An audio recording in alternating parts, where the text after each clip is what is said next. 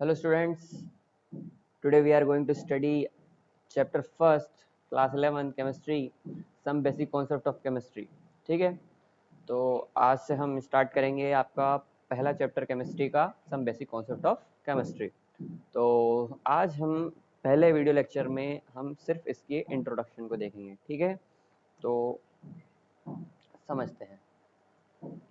सबसे पहले देखेंगे कि साइंस और केमिस्ट्री के क्या रिलेशन है, इसके बीच में हमें ये देखना है। तो सबसे पहले हमें ये समझना है कि साइंस और केमिस्ट्री के बीच में क्या रिलेशन है। सबसे पहले ये देखते हैं कि जो हमारा ह्यूमंस है, हम बहुत पहले से ही हम बहुत क्यूरियस थे कि हमारी जो सराउंडिंग है, हमारे जो आसपास हम जो ऑब्जर्व करते हैं, हम जो देखते हैं, जो समझते हैं, वो कैसे हो रहा है, क्यों हो रहा है, उसके पीछे के क्या रीज़न है। तो man has always been curious about the changes taking place in the surrounding, and this curiosity lead to study, observe and experiment। ये सभी चीज़ों ने हमें स्टडी करने पे, उसको ऑब्जर्व करने पे और उसके एक्सपेरिमेंट करने के लिए हमें क्यूरियस बनाया कि ये हमारे इन्वायरमेंट में ऐसा क्यों हो रहा है। लाइक एग्जांपल से समझिए कि आपको वाटर है, तो वाटर के अंदर आपके लिए वाटर क्यों इतना यूज़ होता है, वाटर क्यों इतना खास है। सनलाइट है, जो हमारे फोटोसिंथेसिस होती है, फूड प्रिपरेशन होता है, हमारे जो बॉडी है उसमें डाइजेशन होता है, हम रेस्पिरेशन करते हैं, जो हम विजन रहता है, हमारी हियरिंग प्रॉपर्टी रहती है, और जितनी भी चीज़ें रहती हैं ये तो हुई फिजिकली। पर केमिकली जो हमारे रिएक्शंस होते हैं, जैसे कि कार्बन डाइऑक्साइड का O2 में कन्वर्ट होना, O2 का CO2 में कन्वर्ट होना और उसको रेस्पिरेशन में यूज़ करना, तो इन सभी रिएक्शंस को लेके और बाकी जितनी भी इन्वायरमेंट के अंदर रिएक्शंस चलती हैं फिजिकली या केमिकली, उसको ऑब्जर्व करना हमने कहाँ सीखा, केमिस्ट्री के अंदर। तो उसी को स्टडी करना है, उसी को समझना है और डीपली हमें उसको पूरे तरीके से समझ लेना है कि केमिस्ट्री के अंदर क्या क्या होता है। तो अगर साइंस को अगर हम कहें तो साइंस क्या है, एक ऑब्जर्वेशन है सिस्टमेटिकली अरेंज, मतलब किसी भी चीज को सिस्टमेटिकली अगर हम ऑब्जर्व करें तो वो कहलाता है साइंस। ठीक है, और ये भी है कि केमिस्ट्री को एक लाइन में या फिर एक डेफिनेशन देना बहुत ही मुश्किल है। It is very difficult to wrap up the definition of chemistry in just a one line.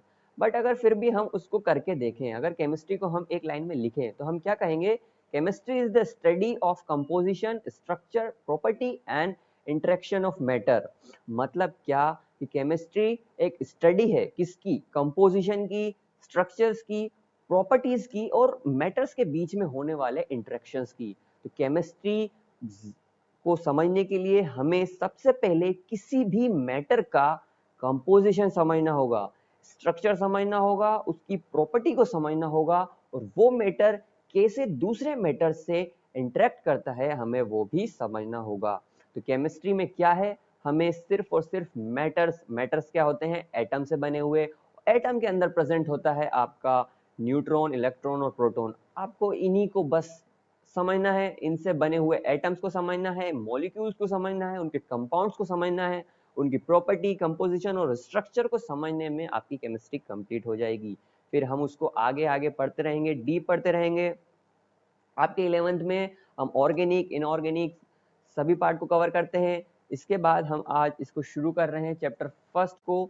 अब इस फर्स्ट चैप्टर में हम सबसे पहले ये देखते हैं कि केमिस्ट्री हमारे लिए क्यों यूजफुल है, केमिस्ट्री पढ़ना यूजफुल क्यों है। हम पढ़ तो रहे हैं, तो केमिस्ट्री का यूज क्या है हमारी लाइफ में, डेली लाइफ में और इंडस्ट्रियल लाइफ में और इकोनॉमिकल वे में।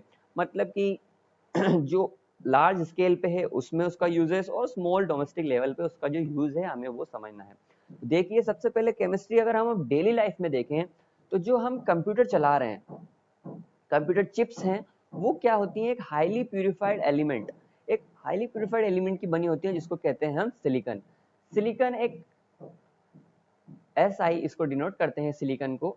सिलिकॉन एक ऐसा केमिकल एलिमेंट है जिसको मॉडिफाई करके हमने उसको माइक्रोस्कोपिक लेवल पे जब हमने उसको समझा तो हमने उसको ऐसे मॉडिफाई किया जिससे हमने बनाए कंप्यूटर चिप्स। जो आपका कंप्यूटर है, मोबाइल है, जितने भी इलेक्ट्रॉनिक डिवाइसेस हैं, उन सभी में हम सिलिकॉन का यूज करते हैं। तो अगर हम केमिस्ट्री को नहीं समझेंगे तो हम ऐसी डिस्कवरी नहीं कर पाएंगे। तो केमिस्ट्री समझना इसके लिए बहुत इंपॉर्टेंट है। दूसरा ये है कि आपके जो एटमॉस्फेयर में जो कंपोजिशन है किसकी, एयर की हो सकती है, आपके जो गैसेस हैं उनकी हो सकती है, तो उनकी कंपोजिशन को समझना भी बहुत इंपॉर्टेंट है। उसको समझने से क्या होगा, आप ये समझ पाएंगे एटमॉस्फेयर में होने वाले कॉजेस कैसे होते हैं। सबसे पहला है rain, acid rain. Similarly green house gases, जो आपके ऑक्साइड्स ऑफ सल्फर होते हैं, मतलब SO2, SO3, SO4, जो ये सल्फर्स के ऑक्साइड हैं, और नाइट्रोजन के जो ऑक्साइड हैं NO, NO2, N2O4, N2O3, जो ऑक्साइड है नाइट्रोजन के, वो एटमॉस्फेयर में कैसे प्रेजेंट होते हैं और उनसे क्या क्या होता है। उनकी वजह से जो आप वेदर को समझ सकते हैं, extreme weathers like drought, flooding, high wind, storm, आपको ये सब समझने के लिए केमिस्ट्री समझनी होगी। और केमिस्ट्री किससे रिलेटेड है, ज्योग्राफी से। इसलिए हम इसके प्रिंसिपल्स को कहाँ पढ़ते हैं, जियो केमिस्ट्री में। ठीक है, आपको ये सब केमिस्ट्री के अंदर समझना होगा। अगला पार्ट आता है इसका कि ह्यूमंस बॉडी में क्या यूज है। अब आप समझिए कि जो हमारा ब्रेन होता है, ब्रेन से जाने वाली हमारी जो नर्वस सिस्टम रहती है, नर्व्स रहती हैं, वो अपने सिग्नल को बॉडी तक और बॉडी से सिग्नल ब्रेन तक कैसे पहुंचाती है, ये भी केमिकल ही जाता है। केमिकल्स एक दूसरे को पास करते हैं। नर्वस सिस्टम एक न्यूरॉन दूसरे न्यूरॉन को केमिकली ट्रांसफर करता है अपना मैसेज, और उसी मैसेज को ट्रांसफर करने के लिए केमिकल का यूज होता है, और केमिकल को समझने के लिए हमें केमिस्ट्री की जरूरत पड़ती है।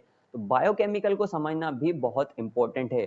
उससे क्या होगा कि आप एक ह्यूमन को समझ पाएंगे, एक ह्यूमन की वर्किंग समझ पाएंगे, उसके अंदर के जो अंदर केमिकल रिएक्शंस हो रही हैं, मेटाबॉलिक रिएक्शंस हो रही हैं, कैटाबॉलिक्स, एनाबॉलिक रिएक्शंस हो रही हैं, ये सभी आपको केमिस्ट्री में ही समझ में आएंगी। इन सबको समझने के लिए आपको केमिस्ट्री पढ़ना बहुत इंपॉर्टेंट है।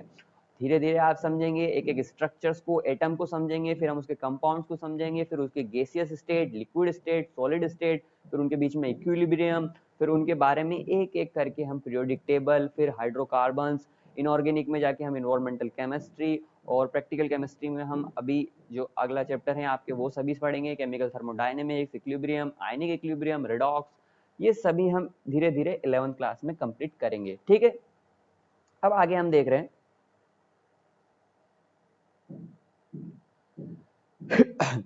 कंट्रीब्यूशन इन इकोनॉमिकल डेवलपमेंट, मतलब कि केमिस्ट्री का क्या यूज है इकोनॉमिकल डेवलपमेंट में। इकोनॉमिक में ऐसा क्या यूज आ रहा है केमिस्ट्री का, तो सबसे पहला सबसे इंपॉर्टेंट जो पार्ट है इकोनॉमिक का, वो क्या है, इंडस्ट्रियल। इंडस्ट्रियल मैन्युफैक्चरिंग जो होती है, हमारी जो इंडस्ट्रीज होती हैं वो किसको मैन्युफैक्चर करती हैं, यूरिया है, अमोनियम सल्फेट है। ऐसे क्रॉप फर्टिलाइजर होते हैं, केमिकल फर्टिलाइजर होते हैं, जो कि एक बेटर प्रोडक्शन ऑफ क्रॉप कराते हैं। मतलब कि जो हमारी नॉर्मल फसल होती है, क्रॉप्स होती हैं, उनके बेटर ग्रोथ कराने के लिए हमें केमिकल फर्टिलाइजर की जरूरत होती है, इंसेक्टिसाइड्स, पेस्टिसाइड्स की जरूरत पड़ती है। क्यों, क्योंकि हमें एक अच्छी फसल चाहिए, अच्छी क्रॉप चाहिए, तो उसके लिए हमें उसमें से जो इंसेक्ट्स हैं, जो पेस्ट्स हैं, उनको हटाना होगा, मारना होगा। तो उनको मारने के लिए किसका यूज किया जाता है, केमिकल फर्टिलाइजर का, उसकी अच्छी ग्रोथ के लिए। इंसेक्टिसाइड्स इंसेक्ट्स को मारने के लिए, पेस्टिसाइड्स पेस्ट्स को मारने के लिए। तो उससे क्या होगा, हमारी जो क्रॉप है वो अच्छे से ग्रोथ करेगी। तो हमें ये सभी बनाने के लिए इंडस्ट्री चाहिए, और इंडस्ट्री कैसी होनी चाहिए, केमिकल इंडस्ट्री होनी चाहिए।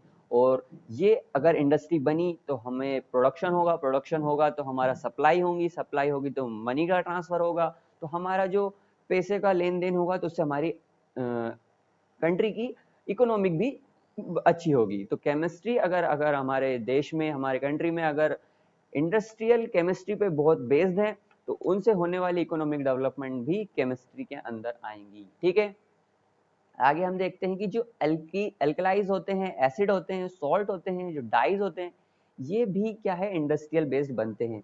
इनके प्रोडक्ट्स कमर्शियल वैल्यू रखते हैं, और इनसे जो आपको मनी ट्रांसफर होता है, और जो आपके यूजेस होते हैं, जैसे कि हमारे ड्रग्स, ड्रग्स किस में यूज आते हैं, मेडिसिनल यूज में। अगर केमिस्ट्री अगर आप नहीं समझेंगे, उसकी फार्मास्यूटिकल कंपनी नहीं समझेंगे, जो फार्मा कंपनी रहती है जो मेडिसिन बनाती हैं ड्रग सब्सटेंसेस है, उसमें कंप्लीटली केमिकल्स का यूज आता है।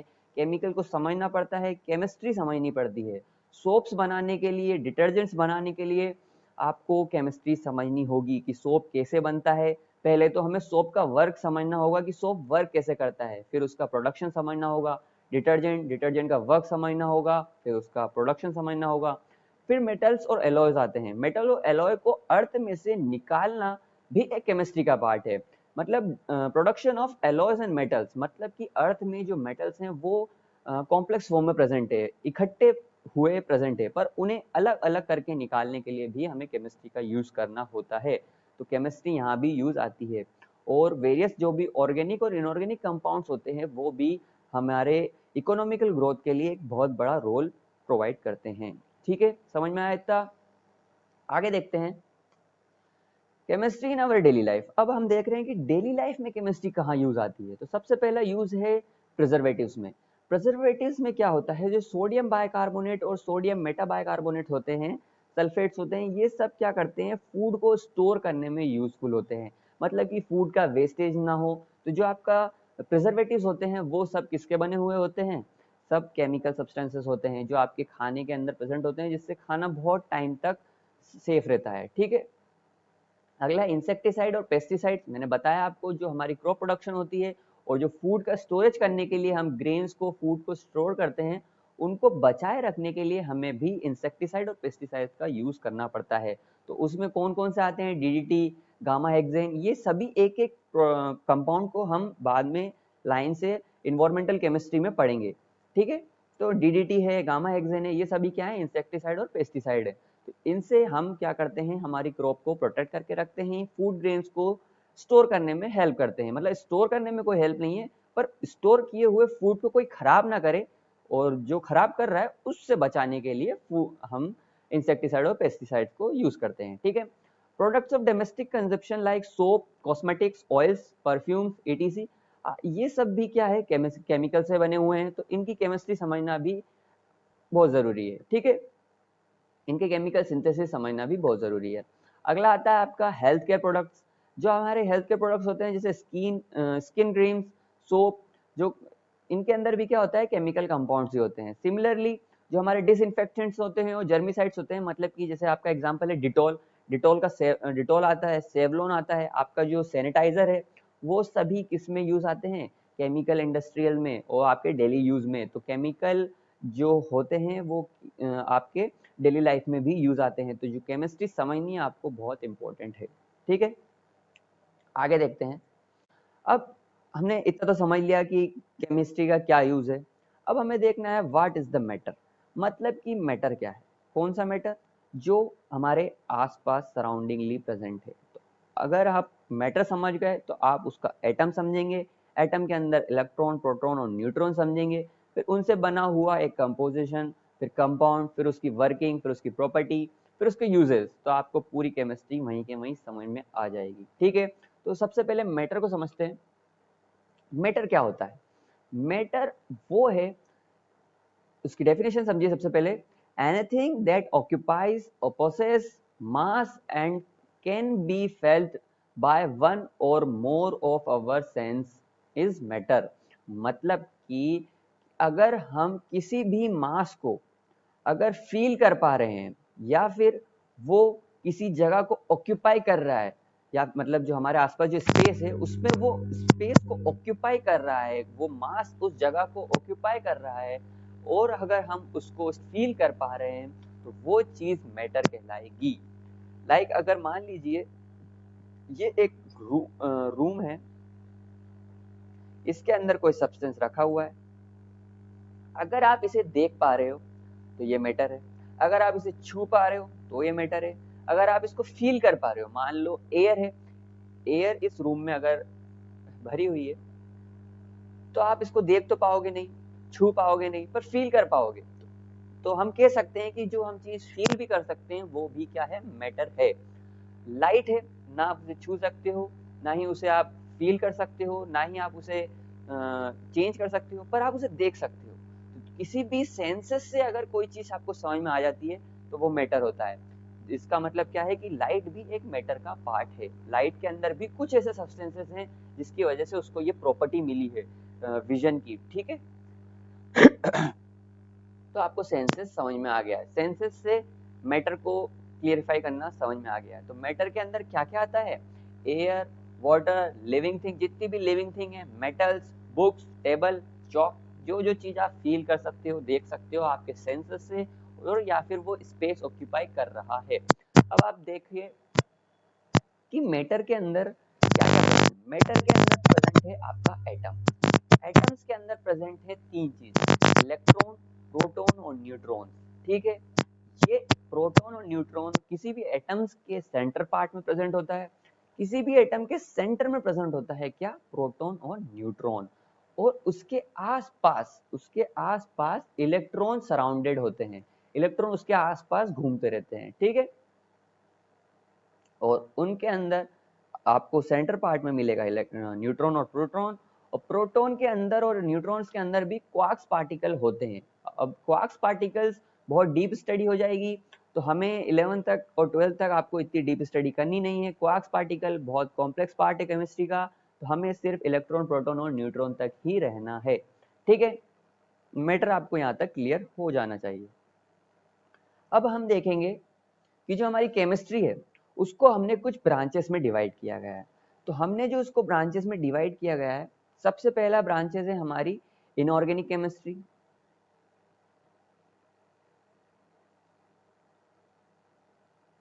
पहली है इनऑर्गेनिक केमिस्ट्री, दूसरा है हमारा ऑर्गेनिक केमिस्ट्री, और थर्ड है हमारा फिजिकल केमिस्ट्री। ठीक है, और फोर्थ है हमारा एनालिटिकल केमिस्ट्री।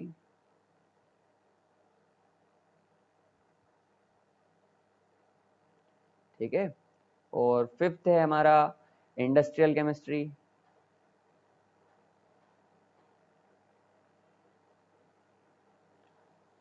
सिक्स्थ है बायोकेमिस्ट्री।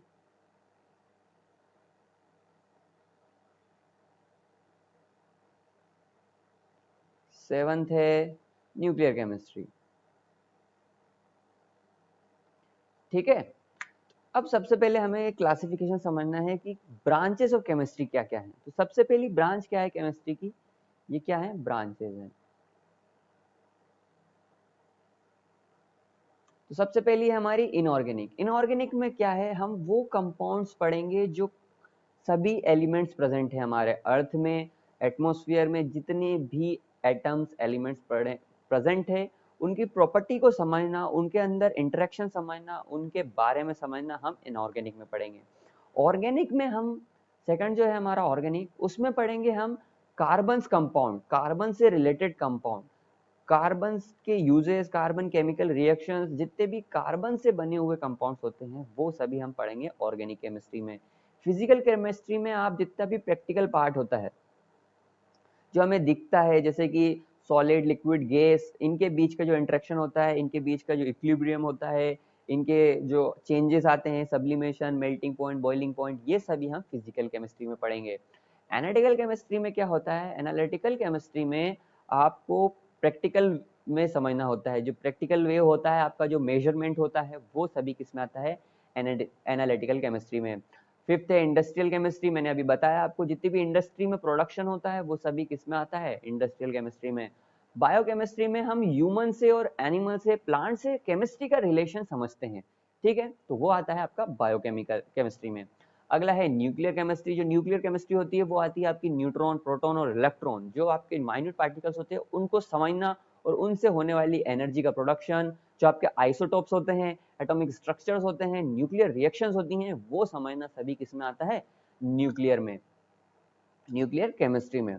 ठीक है, इतना समझ में आ गया। अब हम देख रहे हैं क्लासिफिकेशन ऑफ मैटर और प्रॉपर्टीज ऑफ मैटर, उसका क्लासिफिकेशन और उसकी प्रॉपर्टी मैटर की। ठीक है,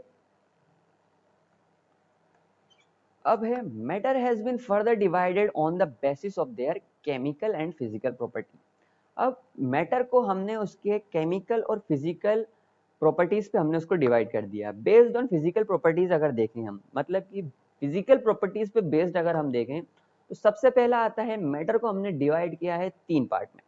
पहला है सॉलिड, लिक्विड एंड गैस। ठीक है, पहला सॉलिड, दूसरा लिक्विड और थर्ड है हमारा गैस। तो मैटर को हमने तीन पार्ट में फिजिकली डिवाइड कर दिया गया है।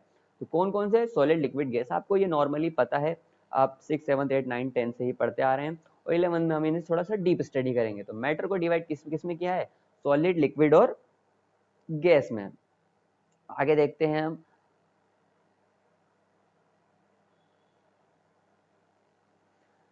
बेस्ड ऑन केमिकल प्रॉपर्टी, अगर हम इसको अब केमिकल प्रॉपर्टी पे डिवाइड करें, केमिकल प्रॉपर्टी के बेसिस पे अगर हम डिवाइड करें, किसी भी मैटर को हम दो पार्ट्स में डिवाइड कर सकते हैं, एक मिक्सचर और एक प्योर सब्सटेंसेस। मिक्सचर में समझिए, मान लीजिए आपके पास एक कंटेनर है, उसके अंदर कुछ भरा हुआ है, आपको नहीं पता क्या है, तो इसको हम लेंगे मिक्सचर में, उसको हम मानेंगे मिक्सचर में, ठीक है। पर अगर कोई एटम प्रेजेंट है, कोई एलिमेंट प्रेजेंट है, मान लीजिए ये CO2 है या H2O है या O2 है, ठीक है, तो ये सभी किस में आएगा, आपका प्योर सब्सटेंसेस में। तो मिक्सचर का एग्जांपल आप समझ सकते हैं, एयर मिक्सचर है एक, और आप प्योर सब्सटेंसेस का एग्जांपल समझ सकते हैं आपका जैसे कार्बन हुआ, नाइट्रोजन हुआ, ऑक्सीजन हुआ, ठीक है। तो आप ऐसे समझ सकते हैं। तो आज के लेक्चर में इतना ही, अब हम अगले लेक्चर में देखेंगे इसके बारे में और, ठीक है। Okay, bye.